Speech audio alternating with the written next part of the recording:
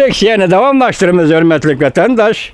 Bugün Çeslak 2020 yıl 5. ayının 29. günü haftaga cuma. Şundak mı ya? Haftaga cuma vatandaşlarım. Endiki leksiyonu başlaylı.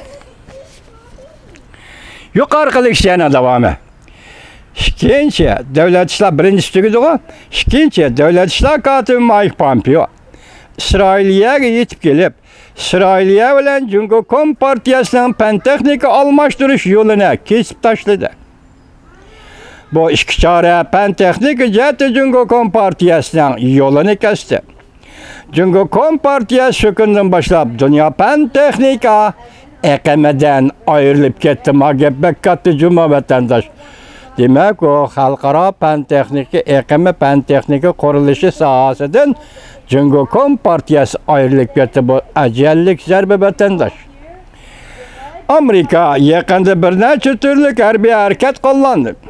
Birinci İsrail'e hep 35 güreşçi aeroplanını evetip bir vasıta Suriye'ye uçup girip Suriye'nin Rusya diye salgan harbi aeroplanlarını paçaklap taşladı.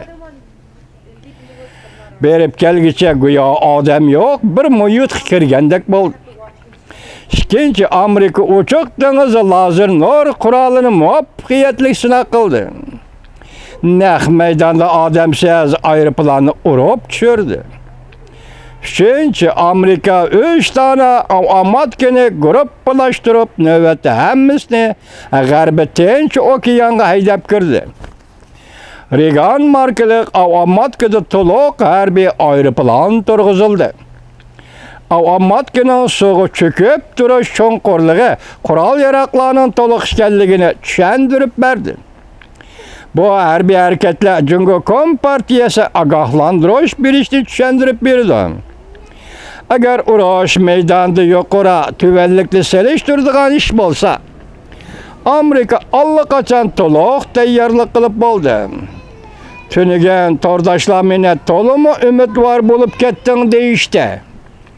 Ben bolsam nime iş bolsa şu işli söz dedim.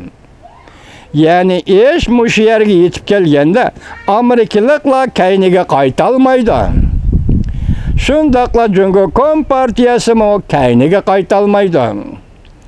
İki taraf karşılışının çoğunku onları karap mağadı.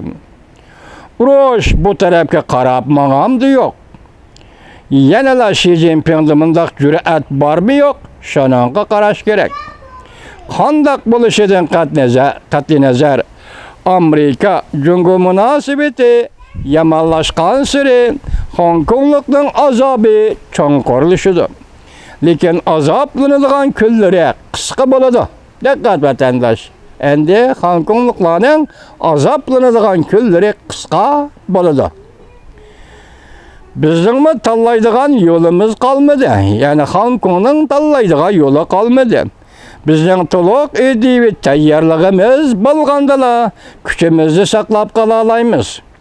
Hozir Shangang, yani Hong Kong bilan Kompartiya elishyotgani yo'q. Balki Amerika Jungo elishyotdi. Jungo bilan butun dunyo elishyotdi. Abturi Yanchungo. Shangang Til Adabiyot Universiteti.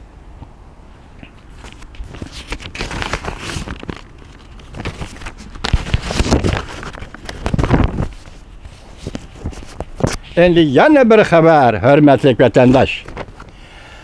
To'laydigan badal yetib keldi. Prezident Trump cuma kuni, yani bugun Jungo masalasi bo'yicha muxbirlarni kutib olish yig'ini o'tkazdi. Mavzuli xabar 5-ayning 28 kuni Vanvit orbitida e'lon qilindi. Xabar bundoq boshlandi. Bir davlatda ikki xil tuzum 50 yil o'zgarmaydi. 50 yildan keyin o'zgarish bo'lishning qoidasi yo'q. Agar Hong Kongda ishimiz yaxshi bo'lmaydigan bo'lsa, hamma ish bizning qo'limizda vayron bo'lib ketsa, abad millatning jinoyatchisiga aylanamiz. Jungoning avvalgi rahbarlari shundoq degan edi. Bugün 50 yılgıcı özgermeyle kalmazsan özgürüş uyakta tursun tehi yere mıgama kelmey turup bir devlet eşkil tüzen bütünlay tügeçti. Beijing vakti Perşembe günü Cumhur Kompartiyası Hong Kong'da devlet bir haterligi kanunu maqıllap. Amerika prezidenti şiar vakti yani Perşembe günü mundaq ko'rsatdi. Amerika Qo'shma Shtatlarining prezidenti Trump şiar vakti Perşembe günü mundaq ko'rsatdi. Men haftaning 5-günü yani Cuma günü Cumhur masalasi to'g'risida axborot e'lon qilish yig'ini o'tkazaman bugun vatandosh. Prezident Trump mundaq ko'rsatdi.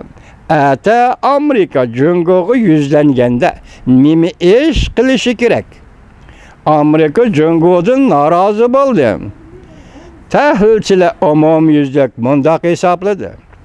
Amerika hukumati Shangang masalasi bo'yicha, Hong Kong masalasi bo'yicha bir qator embargo qilish tadbirlarini o'ttirg'i chiqarib, Beijingga besim ishlatdi. Hong Kong alayda imtiyozlik ordi balki shuni bilan oxirlashdi. Fransiya xalqaro radiosi xabar qilib bunday ko'rsatdi. Muxbir shu kuni Cumhur bilan tuzgan savdo kelishimini Amerika taraf davomli ijro qilamdi deb savol qo'yganda Amerika Qo'shma Shtatlarining prezidenti Trump bunday ko'rsatdi.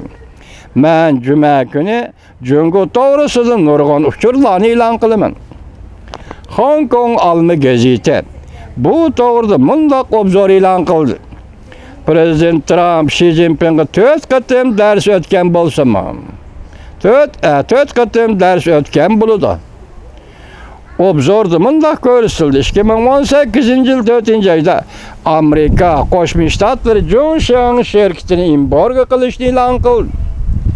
Bu Prezident Trumpning Xi Jinpingga birinchi qatim o'tgan darsi edi. Ikkinchi qatimliq dars Amerika Kanada tarafga Mingvanjuni qo'lga olish talabini o'ttirg'i qo'ydi. Cumhur shirkatlarining yuqori darajali rahbarlariga va Cumhur amaldorlariga bildirib qo'ydiki, shirkat va hukumat ishlariga aralashganda davomini anglaysiz, hurmatli vatandosh.